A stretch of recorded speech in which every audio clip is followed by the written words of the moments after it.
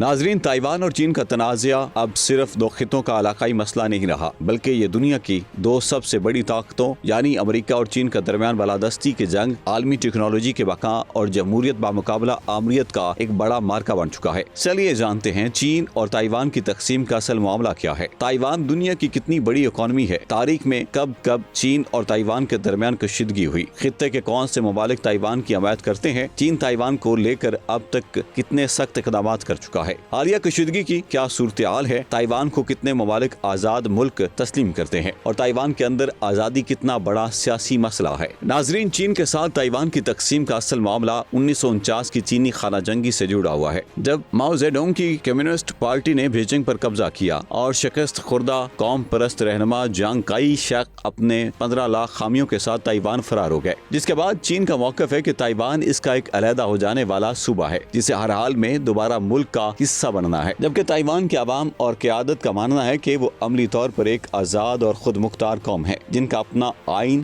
جمہوری نظام، پاسپورٹ اور مسلح افواج ہیں۔ لیکن تائیوان کی اپنی کوئی تاریخ نہیں ہے، بلکہ اس کی پہچان چین ہی کی وجہ سے ہے، اور ماضی میں دونوں فریقین کئی بار آمنے سامنے آ چکے ہیں۔ ان دونوں ممالک کے درمیان پہلا بحران 1954 سے 1955 اور دوسرا بحران 1958 کے درمیان پیش آیا، جس میں چین کے تائیوان کے زیر کنٹرول جزیروں پر شدید بمباری کی، جس کے جواب میں امریکہ نے تائیوان کے دفاع کے لیے جوہری ہتھیاروں کے استعمال تک کی دھمکی دی تھی۔ تیسرا بحران 1995-96 میں تائیوان کے پہلے صدارتی انتخابات کے وقت آیا، جب چین نے سمندر میں میزائل داغے اور امریکہ نے جواب میں اپنے 2 بڑے طیارے بردار بحری بیڑے خطے میں بھیج دیے۔ چوتھا بڑا بحران اگست 2022 میں امریکی رہنما نینسی پیلوسی کے دورہ تائیوان پر آیا، جس کے جواب میں چین نے تائیوان کا مکمل گھیراؤ کر کے تاریخ کے سب سے بڑی لائیو فائر فوجی مشقیں کی، جس کے میزائل تائیوان کے اوپر سے گزرے اور ایک وقت کے لیے یوں لگا جیسے چین اگلے چند دنوں میں تائیوان پر قبضہ کر لے گا۔ لیکن اس وقت امریکہ تائیوان کا سب سے بڑا سیکیورٹی پارٹنر ہے، جو تائیوان ریلیشنز ایکٹ کے تحت اسے جدید ترین ہتھیار فراہم کرنے کا پابند ہے، اور امریکہ قیادت نے متعدد بار واضح کیا ہے کہ چینی حملے کی صورت میں امریکی فوج تائیوان کا دفاع کرے گی۔ دوسری طرف اگر خطے کے ممالک کی بات کریں تو جاپان بھی تائیوان کی سلامتی کو اپنی سلامتی قرار دیتا ہے، کیونکہ تائیوان کے سمندری راستے جاپانی تجارت کے لیے لائف لائن ہے۔ اس کے علاوہ آسٹریلیا اور فلپائن بھی اس خطے میں چینی جارحیت کے خلاف تائیوان کے حق میں کھڑے ہیں۔ فلپائن نے تو امریکہ کو تائیوان کے قریب ترین اپنے فوجی اڈے استعمال کرنے کی اجازت بھی دی ہے۔ دوسری طرف چین نے تائیوان کو گھٹنے ٹیکنے پر مجبور کرنے کے لیے گرے زون وارفیئر کی حکمت عملی اختیار کر رکھی ہے، جس کے تحت وہ براہ راست جنگ کیے بغیر شدید دباؤ برقرار رکھتا ہے۔ چینی جنگی طیارے اور بحری جہاز روزانہ تائیوان کی فضائی دفاعی زون اور سمندری وسطی لکیر کی خلاف ورزی کرتے ہیں تاکہ تائیوان کی فوج کو تھکایا جا سکے۔ اس کے علاوہ چین نے تائیوان کی کئی معاشی مصنوعات پر پابندیاں لگا رکھی ہیں، عالمی اداروں میں اس کی شمولیت روک رکھی ہے، اور دنیا بھر کی ایئر لائنز اور ملٹی نیشنل کمپنیز کو دھمکی دی ہے کہ وہ اپنی ویب سائٹ پر تائیوان کو چین کا حصہ لکھیں،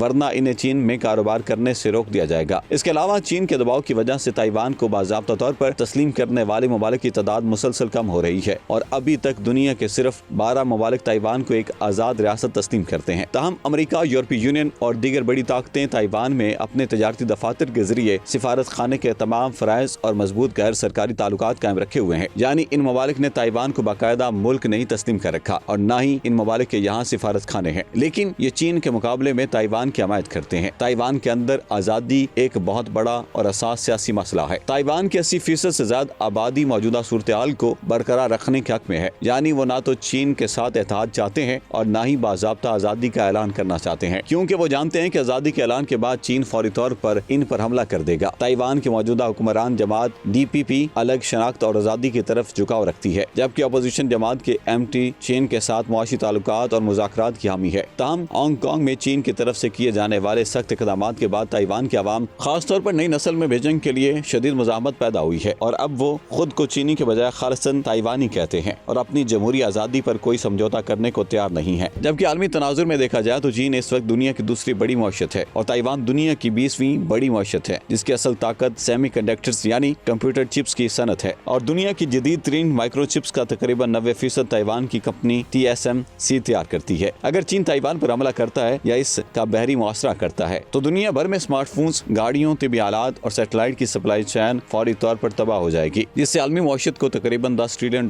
کا نقصان ہو سکتا ہے، جو عالمی GDP کا 10% بنتا ہے۔ اور اگر چین پرامن یا کسی حکمت عملی سے تائیوان کو اپنے اندر ضم کرنے میں کامیاب ہو جاتا ہے جہاں تائیوان کا ہائی ٹیک انفراسٹرکچر محفوظ رہے، تو چین ٹیکنالوجی اور سپلائی چین پر مکمل کنٹرول حاصل کر کے بہت جلد امریکہ کو پیچھے پیچھے چھوڑتے ہوئے دنیا کی سب سے بڑی معیشت بن جائے گا۔